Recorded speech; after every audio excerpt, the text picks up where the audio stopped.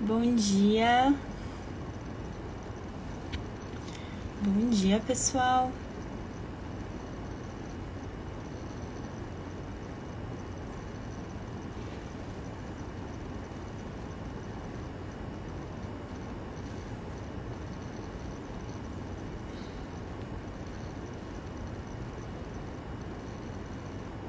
Bom dia.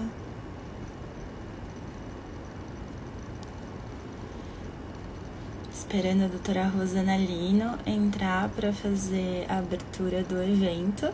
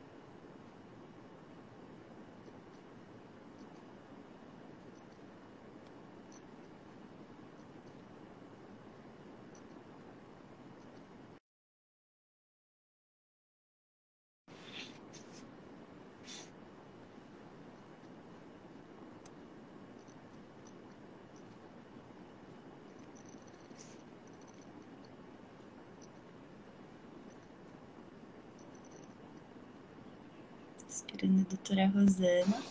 Bom dia, doutora. Oi! Bem?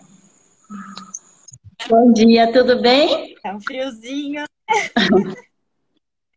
Nossa, tá um friozão hoje, tá doido. E, geralmente a mulher não gosta do frio, gosta de um lugar mais quentinho. Sim. Tá frio, tá muito frio. Doutora, fiquei muito feliz por você E fazer você nossa... tá em casa, tá no escritório? Eu tô em casa.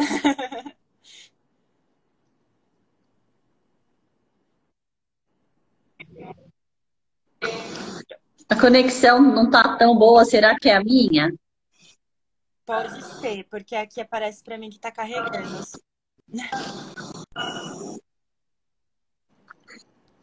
Acho que minha conexão seja boa, não sei se é a minha conexão, se é a sua conexão. Eu acho que agora voltou ao normal. Tá me ouvindo? Tô. Tá, vamos ver se agora firma um pouquinho. Você tá em casa ou tá no Estou em escritório? casa, doutora. Em casa. Tá em casa, na pandemia. É, Tá na pandemia, não tem jeito, né? aí já temos. Sim, a conexão. Vou tentar outra conexão aqui da minha rede.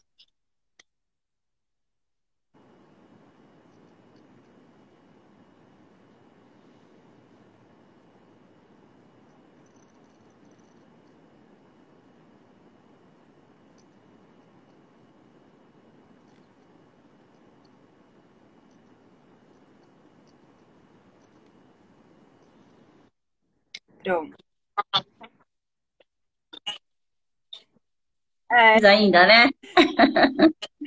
Então tá tudo certo. Então tá bom. E a Renata também já tá aí? Tá tudo já. organizado já? Tá bom, se você quiser. Acho que abrir para o pessoal, não sei como é que funciona. Eu nunca participei de live, a gente acaba fazendo tudo na webinar lá pelo Zoom, mas eu acho que também é Doutora tranquilo. André. A doutora André entrou, a doutora André Tartucci, nossa querida presidente. Daqui a pouco ela fala alguma coisinha aí, né, pra gente. Doutora, pode ficar à vontade. E, Tá. Você quer esperar alguém mais para entrar? assim, normalmente, como marcou às 10, o pessoal vai entrando, né? Vai entrando devagarzinho, né? Ah, então tá bom. Na verdade, eu só quero agradecer, cumprimentar você e cumprimentar vocês todas que estão aí. e agradecer pelo trabalho que você vem fazendo. Isabela é uma menininha para mim, né? Eu acho super bonitinho.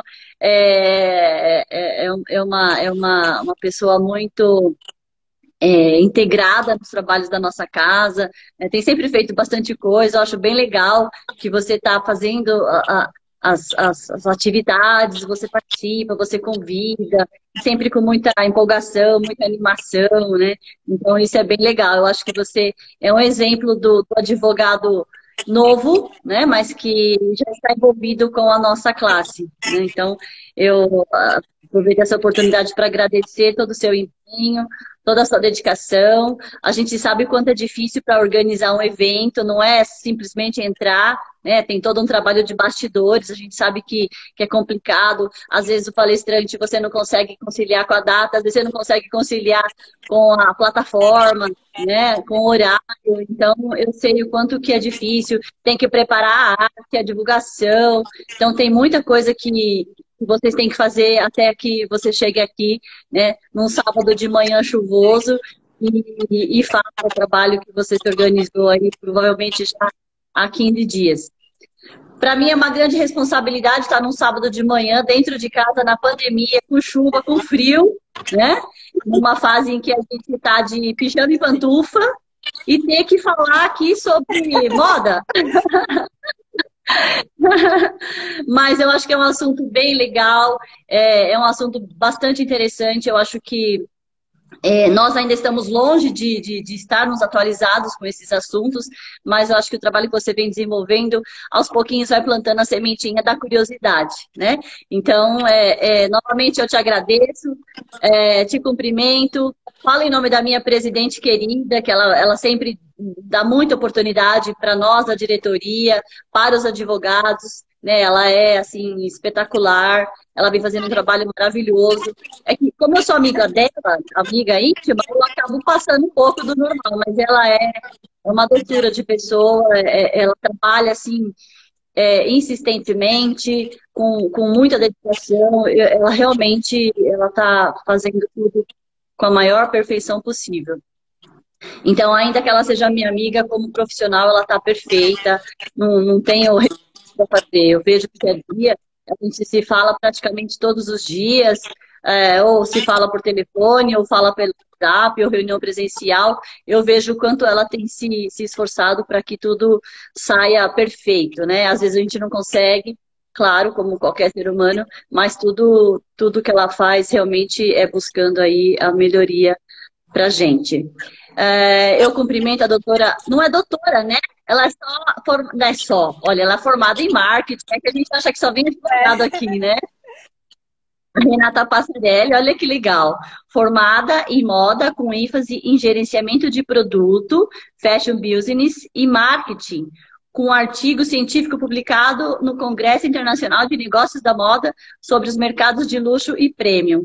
Com certeza ela vai ter muita coisa para agregar para a gente. Eu já quero agradecer e deixar as portas abertas para a Renata, quando a gente passar essa fase de pandemia, ela vir na nossa subseção, né, Isabela, para fazer uma palestra, aí a gente cria alguma coisa a mais também, e para ela poder dividir conosco. Então, o convite já está feito, tá? Excelente live para nós todas, e eu estou sempre à disposição, Isabela, o que você precisar, pode contar comigo sempre. Grande beijo e excelente sábado para vocês. Obrigada, viu, doutora? Obrigada pelas palavras tão carinhosas. Agradecer a doutora Andréia aqui também, que está presente. Sim, eu me sinto tão acolhida e tão... É uma casa gostosa de fazer parte, né? Então, assim, eu tô muito feliz de tê-las aqui hoje, né? Sim, muito bem. Fique à vontade. Eu vou sair então, porque agora acho que a Renata entra, né? Tá jóia. Tá bom. Um grande beijo. Tchau, tchau. Agora eu vou colocar a Renata.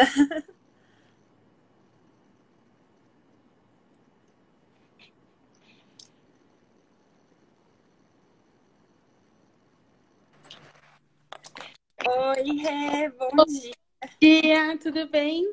Tudo, e você? bem. Queria começar agradecendo a oportunidade. Vai ser uma experiência com certeza muito prazerosa para nós. Agradecer o carinho da doutora Rosana, o seu, da doutora Andréia. A doutora Andréia escreveu que ela me conhece desde criança, sim, desde criança. Ela tem um filho que a gente era muito amigo, por pura coincidência, e eu vivi na casa dela quando era criança. Bom, vou falar um pouquinho para vocês sobre a moda italiana. E, primeiramente, eu acho que o fator mais importante da gente salientar sobre a moda italiana é que ela é um fenômeno muito recente, né? Então, ela começou ali no final ela começou a ganhar notoriedade no final da Segunda Guerra Mundial, em 1945, mais ou menos. E o que é muito interessante sobre a moda italiana é que ela, né, como eu e a doutora Isabela, a gente vem conversando, ela é muito atrelada ao empoderamento feminino, né, ao feminino, porque assim, quem levou a moda italiana para um novo patamar foram três irmãs, né, que são chamadas de Le Sorelle Fontana, né, que são as irmãs Fontana. Então, deixa eu só fazer um adendo aqui. Gente, além de todo esse currículo que a doutora Rosana falou da Renata, ela também é professora de italiano, tá, gente? Então... Verdade.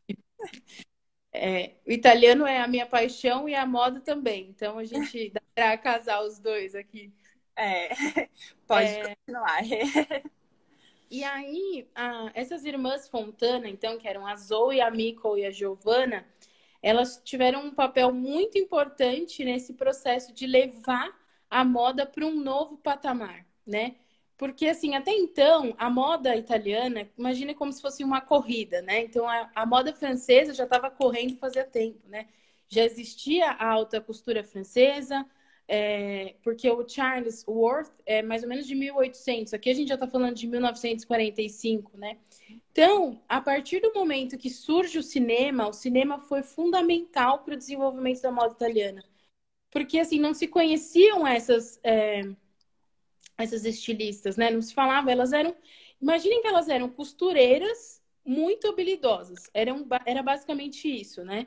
E aí elas foram ganhando notoriedade, então, por causa do cinema. Porque quando teve esse boom foi porque uma atriz chamada Linda Christian se casou em Roma, porque o ateliê Fontana era sediado em Roma, então ela se casou em Roma com um ator também chamado Tyrone Power. E para vocês terem uma ideia que como não era absurdo o trabalho delas na época, né? Hoje a gente olha e fala assim, nossa, alta costura, prêt-à-porter, custou cerca de 700 mil liras italianas, o vestido de noiva da Linda Christian. Se a gente fizesse uma conversão simples, para os dias de hoje daria alguma coisa como 400 euros. Pensando num vestido de noiva, de um ateliê que foi costurado à mão para a Linda Christian, é nada. Porque se a gente pensar por que custa hoje um produto de luxo, até mesmo um produto premium de prêt-à-porter, que já é muito caro, né?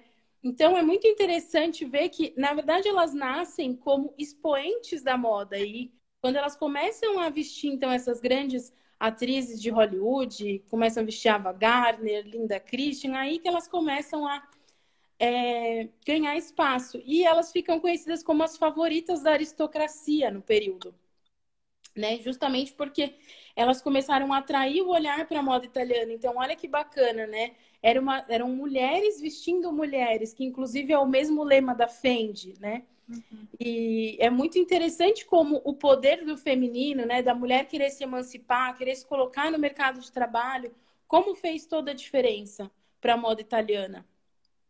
Né? Então, acho que a moda italiana também, para nós mulheres, é muito interessante ver o quanto ela reforça a ideia do feminino. Né? E aí, quando a gente chega mais ou menos ali no começo da década de 50, a Itália vive um processo de crescimento econômico muito interessante, que faz com que um empresário chamado Giovanni Battista Giordini ele faça o primeiro desfile italiano. Então, o primeiro desfile que efetivamente ocorreu na Itália ocorreu em Florença, mais ou menos na década de 50. E dentre essas marcas, obviamente, estava o Atelier Fontana. Esse foi uma coisa meio assim, improvisada, digamos, né? Quando começou o primeiro desfile. Porque ele estava ali, ele queria investir, porque ele não era, ele era um empresário que não era do ramo, mas ele não era besta, né? Ele sabia que estava gerando renda, sabia que a Itália estava gerando notoriedade e ninguém fazia isso, né? Até então. Então ele tinha um grande casarão, né? E ele falou assim: vou fazer na minha casa, vou fazer na minha mansão. Então foi tipo assim, literalmente o primeiro desfile de moda italiana foi no quintal de casa de um empresário. E aí, nessa primeira edição, eles tinham 3 compradores inicialmente por esses produtos. Mas as mulheres italianas começaram fazendo, né? Essas estilistas italianas começaram fazendo num estilo costureira mesmo. Então, elas tiravam a medida, faziam um produto. Não existia esse entendimento do que era moda premium, do que era o mercado de luxo, né? Então, na verdade, elas produziam produtos costurados à mão, feitos à maestria, muitas vezes, e por preços, assim, irrisórios, às vezes, né? E aí, quando a moda italiana começou a ganhar notoriedade, então que eles passaram de 3 compradores para a segunda edição 300, elas começaram a olhar e falaram: opa, eu já não vou conseguir mais produzir à mão 300, né? Porque era estilistas que até então, estilistas, costureiros, né? Que até então trabalhavam com isso. E aí, conforme foi ganhando notoriedade, o Giordini falou assim: não, esse primeiro desfile foi um sucesso. Aí ele foi para o Grande Hotel de Veneza, de Florença, e falou assim: bom, agora eu vou fazer num hotel, né? Então o quintal de casa já não dá mais. Aí ele leva essa locação, por quê? Como ele hospedava era um hotel muito famoso na época, hospedava grandes celebridades, o que ele queria fazer? Ele queria deixar as pessoas curiosas. Então, olha, tá acontecendo um desfile ali, ó, numa sala ali no fundo, de moda italiana, mas é só para italiano, só para comprador italiano. E aí foi muito interessante porque em um dado momento, uma pessoa que era muito influente na moda estadunidense falou assim: não, eu vou entrar nisso daí, não quero saber. E aí, né, meio que invadiu ali o desfile, falou: não, eu quero participar, tal. E foi aí que a moda italiana foi ganhando espaço, né? Porque até então não se falavam tanto de compradores internacionais. Eram compradores ali da própria Europa ou da própria Itália também. Os compradores que vinham, por exemplo, o caso da Linda Christian, que compravam esses produtos, eram consumidores que estavam na Itália ou que iam à Itália e compravam esse produto. Não existia, não se falava em exportação desse produto ainda, né? A exportação desse produto vai acontecer alguns anos depois, né? Porque começou a gerar desejo, né? O cinema, ele tem essa relação de desejo.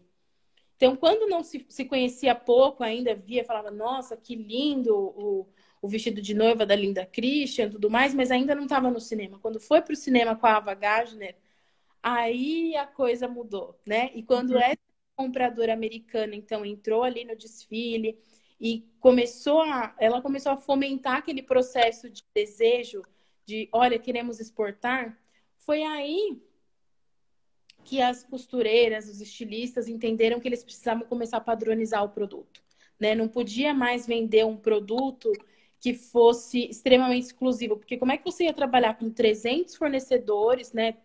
Muitas pessoas querendo comprar em produto exclusivo, né? Não cabia naquele momento. Então, a partir daquele momento, e é muito interessante porque, assim, a moda, os Estados Unidos, eles sempre vinham como um incentivador financeiro, né? Que é o que vai acontecer com a Fendi, o que aconteceu com várias outras marcas. Então, eles não tinham uma moda de tanto destaque na época, mas eles eram grandes investidores da moda. Então, o investimento dos americanos foi fundamental para que a moda, né, fosse fomentada ali dentro do cenário italiano. E aí, depois então, deles desfilarem no Grande Hotel, foi aí que eles foram para a chamada Sala Bianca, que é a Sala Branca no Palazzo Pitti, que é um lugar famosíssimo, né? Ainda aqui trabalhando com moda em Florença. Quando que Milão passa a ser o epicentro da moda italiana, né? Porque hoje todo mundo sabe que o desfile ocorre em Milão. E quando que, né, fez esse processo? Na verdade, as estilistas mais de referência, por exemplo, a Fendi, as irmãs Fontana, elas eram sediadas em Roma. Então, elas começaram a apresentar os desfiles em Florença. Por quê? Porque o dinheiro, o investidor estava em Florença. Então, elas continuavam produzindo em Roma, mas onde chamavam para desfilar, elas iam, né? Que no caso era em Florença.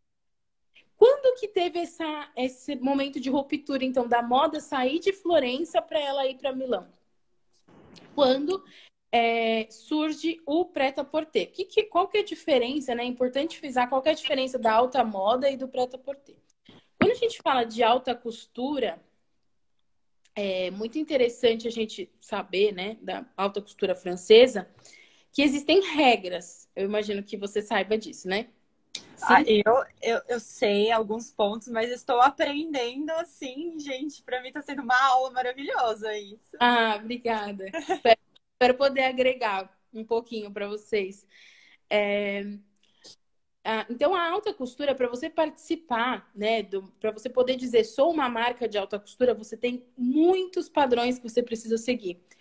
E aí, os italianos, como não eram bobos nem nada, eram expoentes ali na moda, estavam crescendo, estavam ganhando notoriedade, o que eles começaram a fazer? Tá bom, a gente não pode ser chamado de haute couture, porque a gente não segue todos os cronogramas, ou todos, né? Porque assim, dentre as milhares de regras que existem, você tem um pedaço de Paris, como se fossem quadras dentro de um bairro que você precisa ter o seu ateliê instalado ali. Então, assim, é uma coisa muito específica.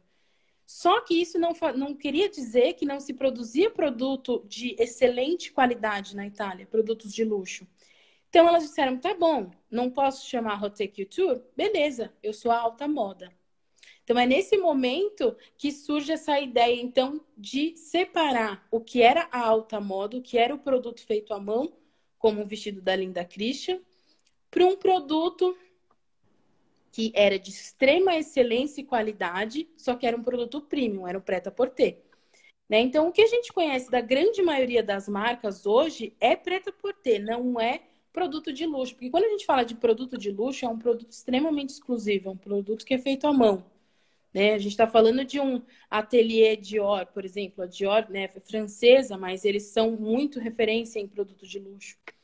Né? Muitas pessoas que, inclusive, usam produtos de luxo a gente nem conhece, né? Porque são esposas de magnatas, enfim. E o que a gente vê hoje, que foi o que levou a moda italiana para um novo patamar, foi o prêt-à-porter. Prêt-à-porter recebe dois nomes, um é prêt-à-porter e o outro é ready to wear, basicamente pronto para usar. Ou seja, você não precisava esperar meses para que aquele produto fosse confeccionado, é só isso. Só que ele passa a ter medidas padronizadas. Então, qual que é a diferença da alta moda para o prêt-à-porter? Alta moda demora para o seu produto ficar pronto. Uhum. Então, demanda uma certa programação financeira, principalmente porque é um produto muito caro, muito exclusivo, porque é costurado à mão. Então, assim, imagina que você vê um vestido maravilhoso numa atriz de Hollywood que foi feito à mão para ela, né? A Dior, por exemplo. Geralmente as casas escolhem rostos.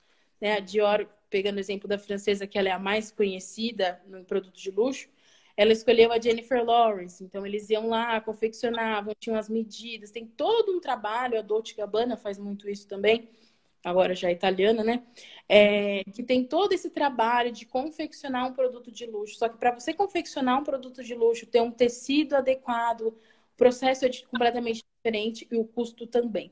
Então, só fazendo uma comparação do que seria um vestido de prêt-à-porter e um vestido de luxo em preço, né? O vestido é muito variável, mas vamos dar uma média. Um vestido de gala de luxo custa em média aí, vamos dizer, uns 60 mil reais.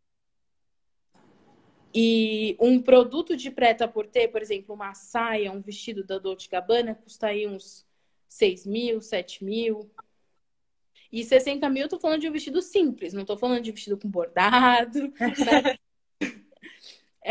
Isso, né? Então, a moda italiana, na verdade, ela ganhou notoriedade no prêt-à-porter.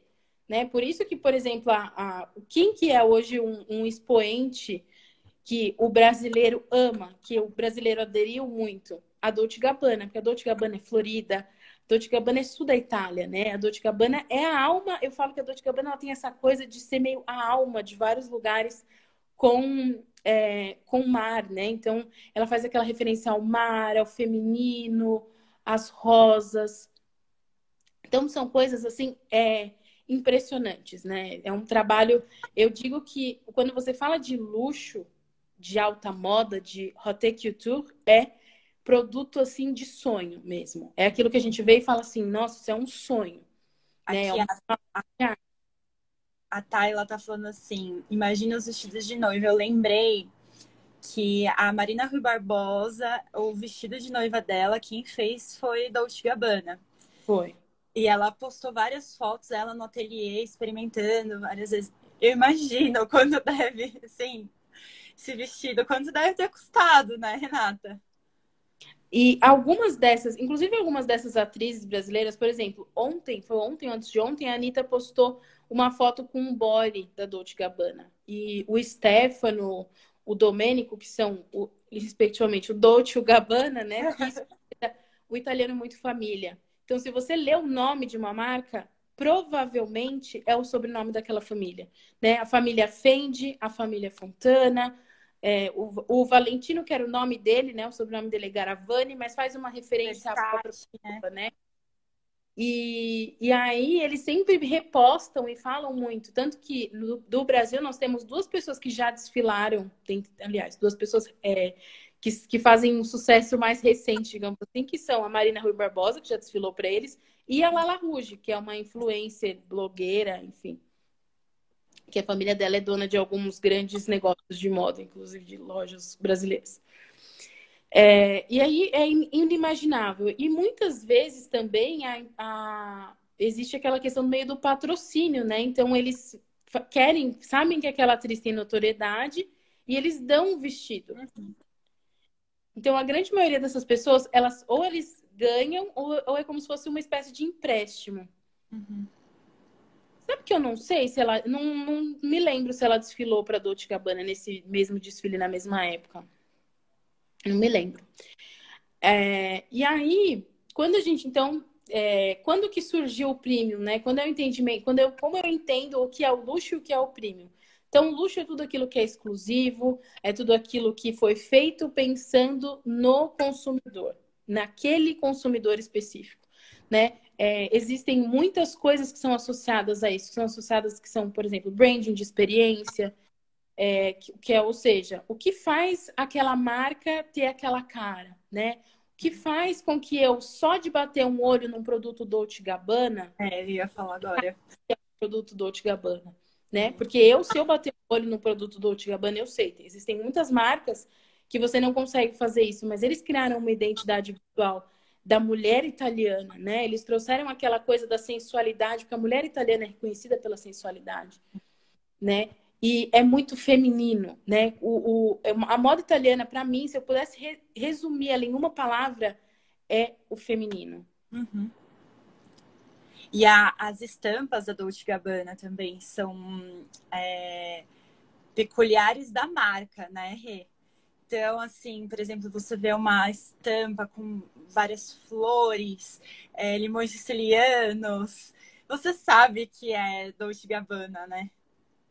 E eu acho que uma coisa que eu mais amo na Dolce Gabbana, falando dela especificamente como marca, é que ela traz a família, né?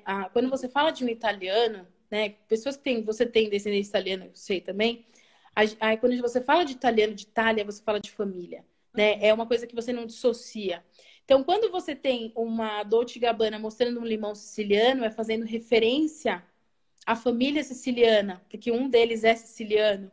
Então, assim, é muito interessante todas essas referências e como eles conseguem pegar referências internacionais. Eles já fizeram coleções até inspiradas no Japão e transformar numa cultura completamente diferente, né, da cultura italiana, trazer a referência do Japão, mas casar com a moda italiana, né? E quando a gente vê, por exemplo, uma campanha de moda, se vocês têm costume, né, de ler, por exemplo, Vogue ou alguma grande revista e verem uma propaganda da Dolce Gabbana, ou até no Instagram mesmo, vocês veem que elas fazem referência basicamente à família, à arte, e eles trabalham de uma maneira muito interessante com o estereótipo da mulher italiana, né? Então eles pegam, por exemplo, um Mariano Di Vaio, não só da mulher italiana, mas do homem italiano também. Então eles pegam um Mariano Di Vaio, que é um modelo que é a cara do homem italiano, e juntam com uma maravilhosa Bianca Brandolini, né, que é meio brasileira, meio italiana.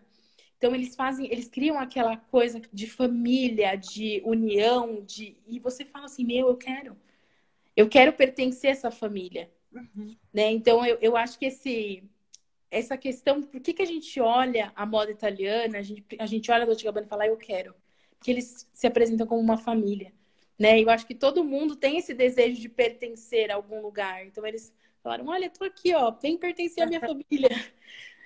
Vamos ver. Olha, isso é uma coisa complicada. Quando você fala de... A Thay fez uma pergunta aqui sobre os comentários do Stefano. Gente, quando você fala de social media, ela é extremamente importante.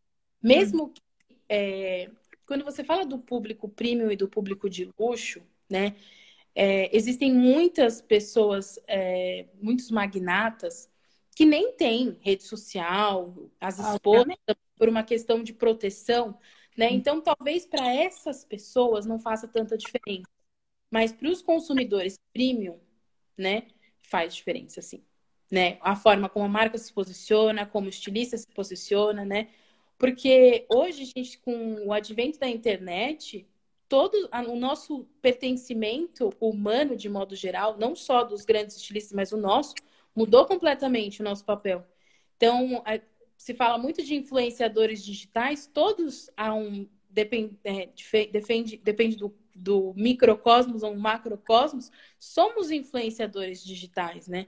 Então, se você está querendo vender ali a sua família, a sua marca, e você tem um comportamento ruim, um comportamento inadequado, a pessoa que compra o seu produto vai falar, eu quero pertencer a essa família, essa pessoa que vende uma ideia de pertencimento de família e fala outra coisa, então, não quero.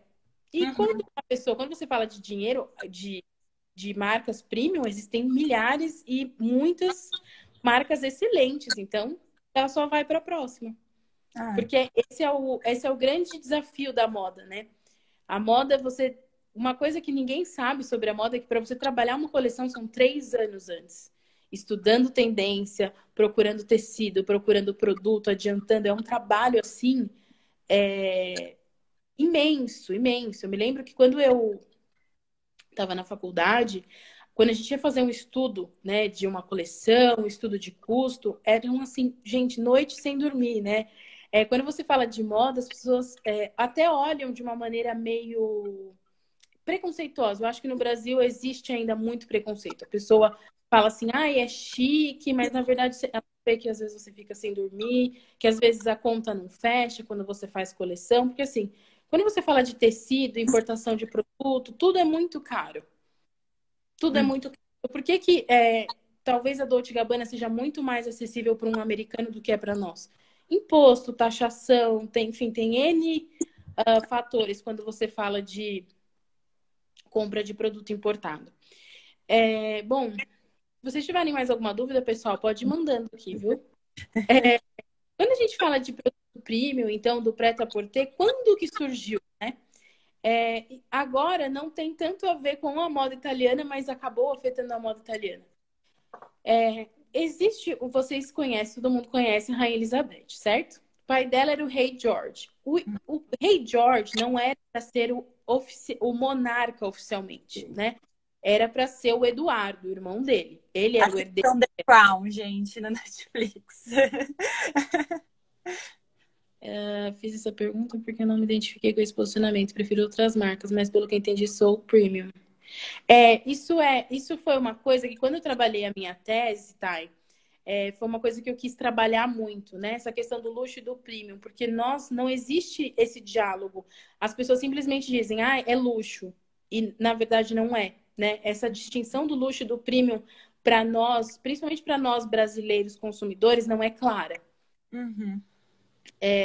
Inclusive, para vocês terem uma ideia, como isso não é claro e acontece com outros mercados, quando eu estava apresentando o meu TCC, uma pessoa chegou e falou para mim assim, olha, eu trabalho na Mercedes há tantos anos, e quando eles foram inserir um carro no mercado brasileiro, eles trouxeram um palestrante para explicar, esse carro não é luxo, esse carro é premium.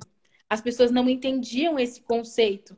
Então, para eles conseguirem vender esse carro e conversarem com o público corretamente, eles trouxeram uma pessoa para falar. Então, assim, isso é uma prova que não só para o mercado de moda não se sabe, não se entende essa distinção tão bem, né? E aí, o monarca Eduardo, então, ele não se torna monarca porque ele renuncia para se casar. Porque ele queria casar, essa história é maravilhosa, né? Ele queria casar com uma mulher que era divorciada. E imagina que a monarquia ia aceitar uma divorciada, né? Era uma coisa assim, para eles que era um absurdo ele querer se casar. Então, ele A foi. primeira que foi aceita foi a Meghan, né? Agora. Foi. Então, assim, aceita em tese, né? Porque ela foi. Tudo que deu a entender é que ela foi meio perseguida ali, né? Então, é uma relação muito complexa, porque eles têm padrões muito fixos e rígidos ainda no século XXI, né? Então, também quando a gente fala de monarquia, eu acho que isso é meio que um pouco esperado. Sim. Mas não deveria mais, né? No século XXI. E aí, por que a Wallis Simpson ela é tão importante para a moda? Como ela foi muito rechaçada pelas pessoas, porque ela era divorciada, aí porque ela fez o monarca desistir. E o George não era visto como adequado para o cargo. Ele gaguejava, ele era uma pessoa super melindrada. Então, assim, ele não era... As pessoas olhavam para o rei George, assim, tipo, nossa, por que esse cara tá fazendo aí, né? Era mais ou menos isso. E as pessoas olhavam já para ele como um rei perfeito. Mas ele se apaixonou por uma mulher e falou assim, olha, eu amo essa pessoa, vou ficar com ela e não me importo, né? Eu quero... Não me importa. E aí, quando que o Premium deu esse boom? Quando eles se casaram, a Wallis Simpson teve um papel fundamental para a mulher, né? Porque eles viram uma mulher que foi amada, né? Que estava sendo ali, que o homem estava disposto a abandonar tudo por o amor que ele tinha a ela. E aí, então, ninguém queria vestir ela para o casamento porque ia pegar mal para a imagem. Então, tinha essa coisa que ninguém queria vestir. E quando aceitaram vesti-la, e aí veio, como ela já era divorciada, como é que uma divorciada ia casar de branco, né? Aí já vem um outro paradigma. E a Wallis tinha lindos olhos azuis. Que estilista olhou para ela? O estilista, eu falo que ele é um pouco terapeuta também, né? Porque ela estava num conflito grande ali de as pessoas assim, julgando ela porque ela ia se casar de novo, o vestido de noiva que não podia ser branco porque ela era divorciada. O Wallis, no olho do furacão, né?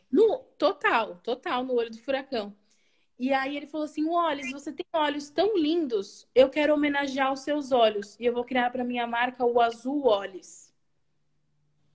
Então ele pegou, olha que... Eu falo que a moda é totalmente apaixonante, porque assim, ele pegou o tom dos olhos dela, né? Ele pegou o limão e fez uma limonada maravilhosa, que foi o vestido dela, criando o Azul Wallis. E ele foi o primeiro vestido que passou a ser assim desejado, que todo mundo queria, e milhares de noivas ali naquele período começaram a desejar aquele produto. Então, esse desejo, né? Quando você fala de moda, existe um termo, né, que foi criado que se chama necejo, que é necessidade junto com desejo. Então, na verdade, a pessoa não precisa daquilo, só que ela deseja tanto que vira um necejo, né? Que vira uma mistura dos dois. E aí, uma referência clara disso, né, desse modelo de vestido, depois se vocês quiserem dar uma procurada no Google, é um vestido muito bonito, clássico, né, para uma mulher elegante do período. Se vocês já assistiram aquele filme A Proposta, da Sandra Bullock, você já assistiu? Já. Você viu que ela se casa com um vestido que era da avó do noivo? Você lembra dessa cena? Aquele vestido é uma cópia fiel ao vestido da Wallis Simpson.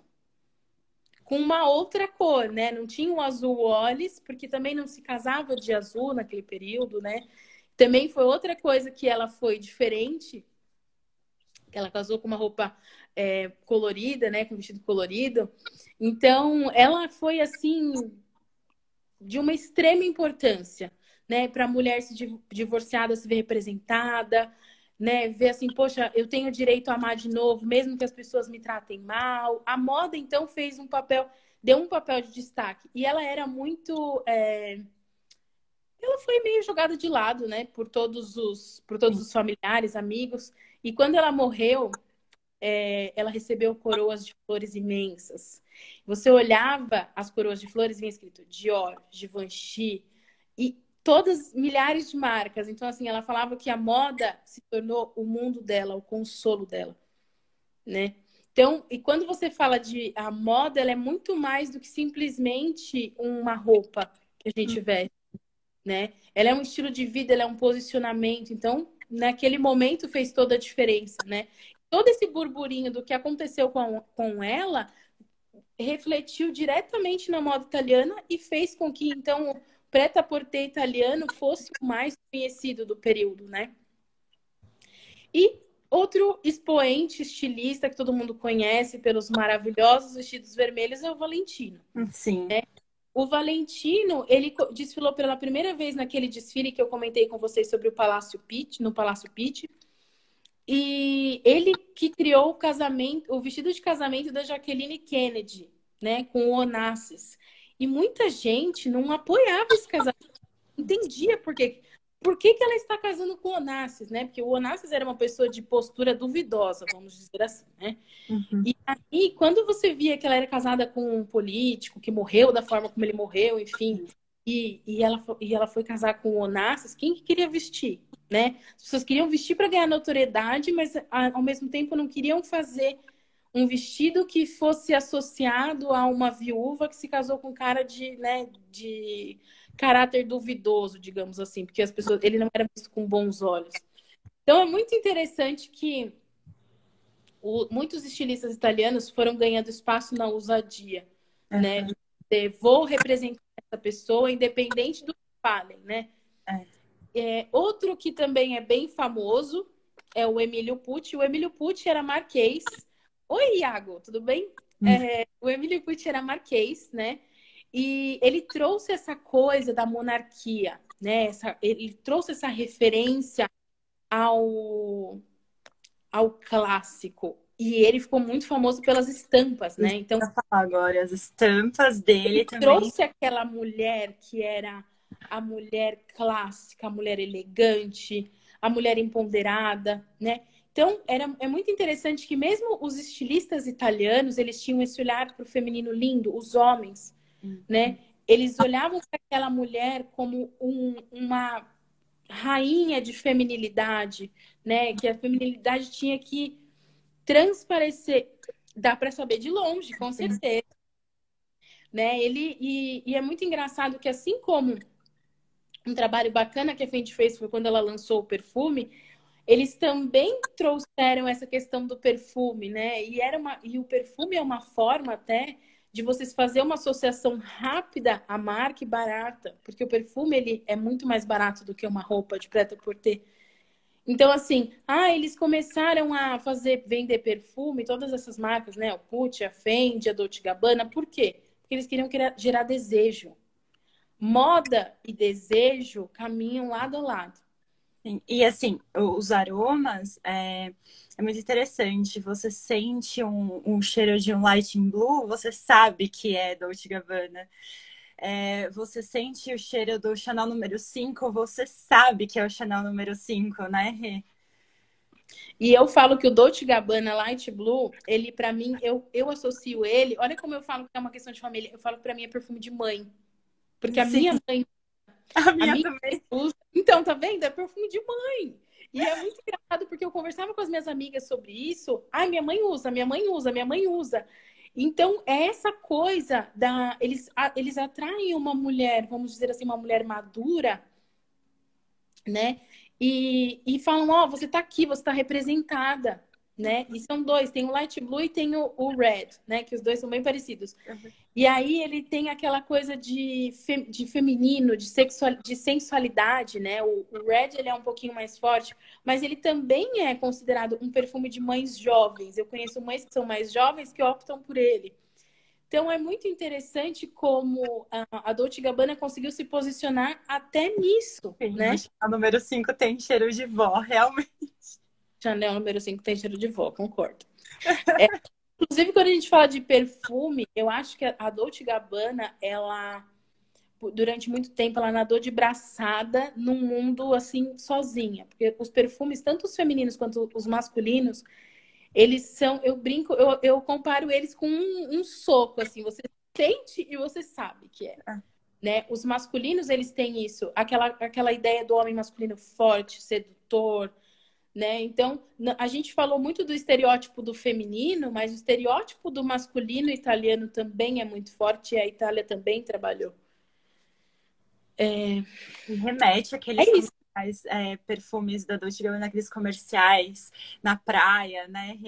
No iate, na Sicília, assim, sabe? Não remete.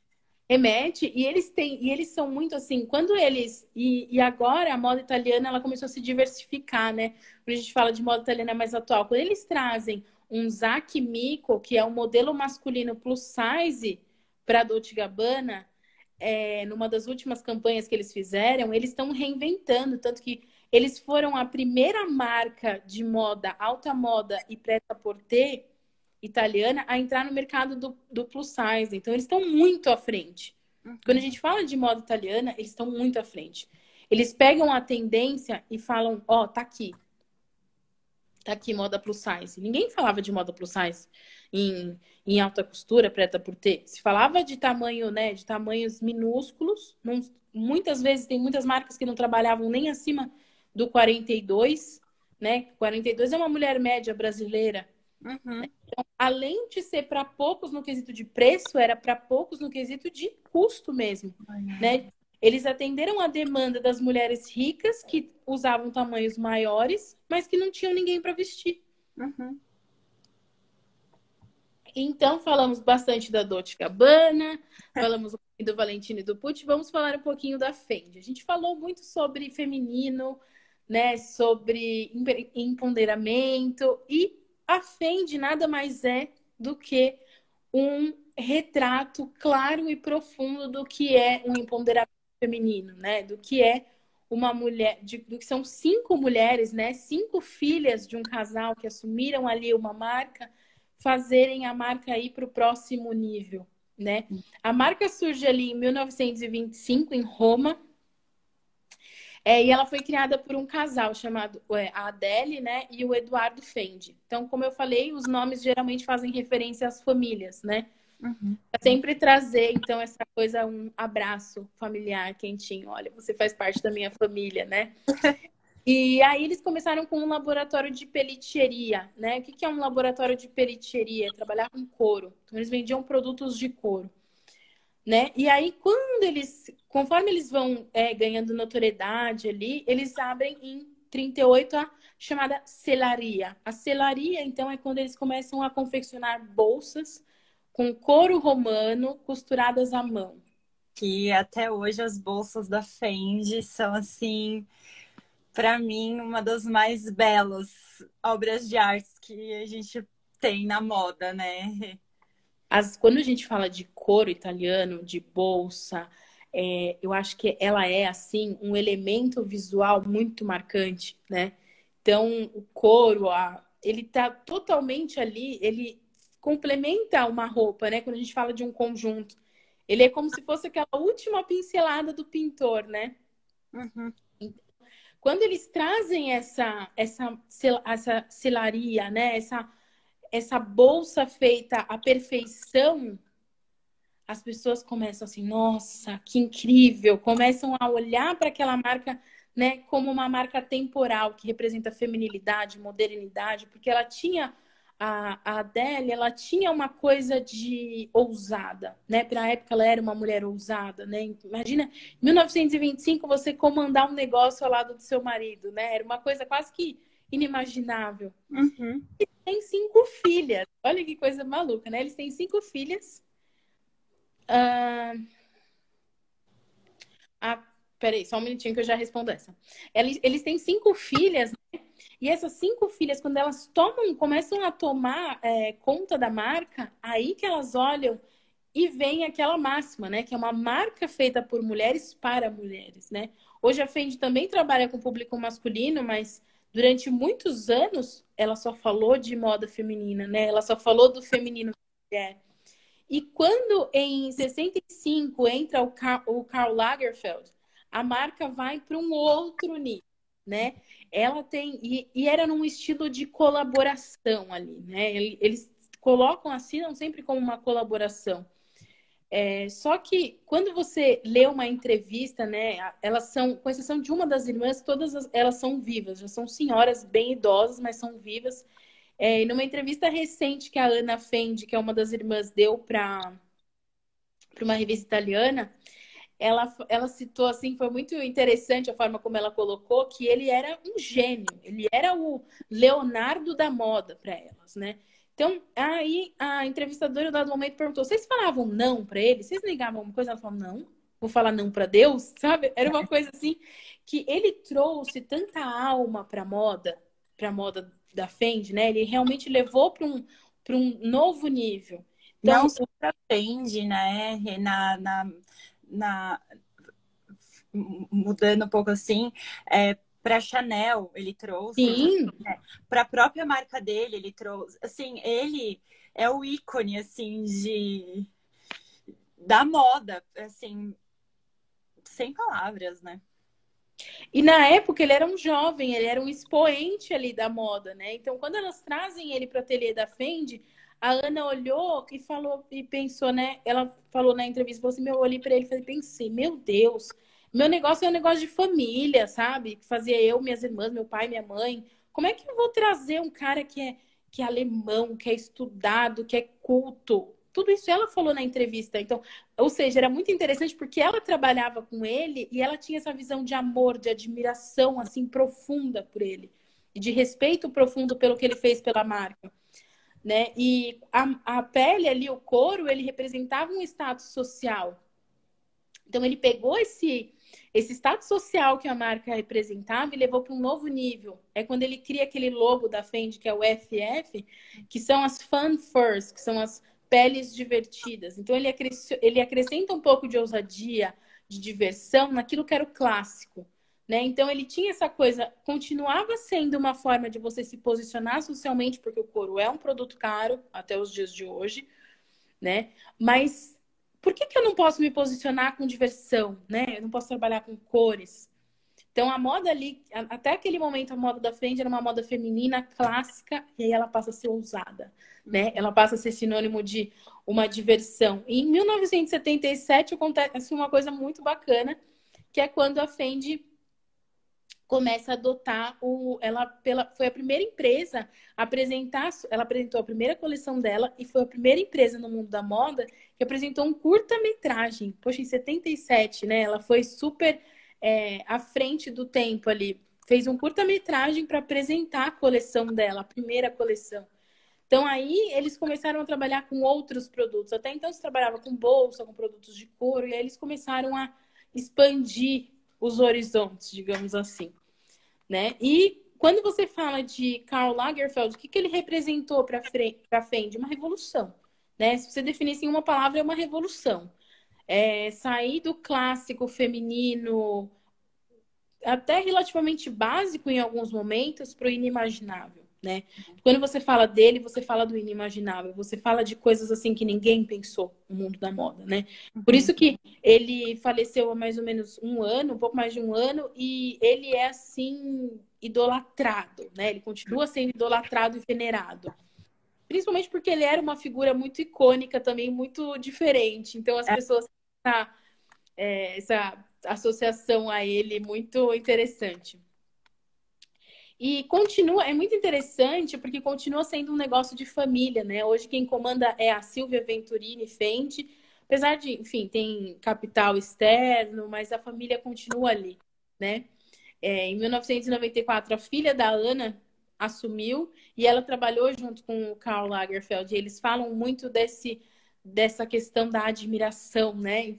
Na própria entrevista que eu estava comentando que a Ana deu, ela falou que ele fazia croquis na frente delas, assim, muito rápido. Era uma coisa assim, ele vinha a ideia, ele parava, pegava papel e começava a desenhar. E aí ele falava, amassava, falava, tá uma bosta, jogava. Porque ele não gostava daquela criação. E a irmã caçula, Carla, ela se chamava Carla, Ela é a única das irmãs que é falecida hoje. Ela tinha uma admiração tão grande por ele que ela saia catando os papéis. Catando, ela catava numa bolsinha, passava com ferro. Olha isso, gente. Passava com ferro e guardava numa pasta. Falava assim, não, foi o Karl Lagerfeld que desenhou isso aqui, vamos guardar. Né? Então, mesmo ele, é muito interessante, porque mesmo ele sendo um expoente na época, elas olhavam ele como um gênio, como o diferente, porque elas estavam ali no microcosmos, no cosmos família, né? Uhum. E ele foi o que trouxe o diferente, né? Tanto que em 1968, mais ou menos, pouco antes, bem antes, na verdade, deles lançarem a primeira coleção, eles vão os Estados Unidos. Porque, como eu falei antes, os Estados Unidos são os grandes investidores da moda italiana, né? Uhum. Quando a moda começa a ser exportada e começa a ganhar um mercado internacional, são os Estados Unidos que fazem, que possibilitam isso. Porque tudo começou com o cinema, né? Então, desde o lado final... Então, depois da Segunda Guerra Mundial, falando do final da década de 40, começa assim... cresce o cinema, cresce a presença de figurinos italianos, né? Quando você fala de cinema italiano, você fala de La Dolce Vita, né? Você fala de uma referência icônica para a moda, né? Então, os americanos detonando de investir na moda italiana e é quando quando elas se dão conta, né? As irmãs falam, meu Deus, a gente é famosa, né? Meu Deus, é um negócio de família, né? E é muito interessante porque elas não tinham essa visão. Era assim, era um negócio da minha família, era eu, minha mãe, meu pai. Ela falava assim, eu era um bicho do mato. Ela se descreve na entrevista como um bicho do mato, né? Então é muito interessante. E se vocês tiverem alguma pergunta, eu perdi alguma pergunta daqui do. Eu acho que não. Os perfumes. Chanel tem cheiro de vó. As marcas nacionais nossas, você diz brasileiras. Se você diz das nossas marcas brasileiras, quando a gente fala de mercado premium, hoje a marca que se enquadra verdadeiramente no mercado, que gera desejo, é a Osklen, né? O Oscar Metzavar, ele tem um olhar para a moda incrível, né? Para a moda como produto. Então, quando a gente fala de moda brasileira, o que as pessoas amam, o que as pessoas desejam, é Osklen. Tanto aqui quanto fora. Tanto aqui quanto fora. E quando você fala de sapato, é Schutz. Porque outro cara visionário da moda brasileira, se algum dia a gente quiser, se vocês quiserem alguma coisa sobre moda brasileira, quiserem falar, procurem a doutora Isabela e falem, queremos falar sobre moda brasileira, queremos falar sobre moda francesa. Não, com certeza, vamos marcar muitos, mas lá, gente, eu amei. E aí, para finalizar, umas dicas para vocês que quiserem saber mais sobre moda italiana. Gente, moda italiana, infelizmente, para quem não fala italiano, ela é bem assim inacessível. Existem poucos materiais, né? Mas caso algum de vocês fale italiano, existe uma escritora que se chama Sofia Agnoli, que ela é fantástica. Ela tem muitos livros sobre moda italiana. Ela tem uma coleção de... Vamos nos conhecer, vamos marcar isso aí. Ela tem uma coleção de... Coleção não, uma série de vídeos no YouTube em que ela fala sobre o Made in Italy, né? Sobre quando... por que eles chamam Made in Italy? Porque quem fez a moda italiana famosa que levou para o mundo? Os Estados Unidos, né? Então começou a ser o Made in Italy.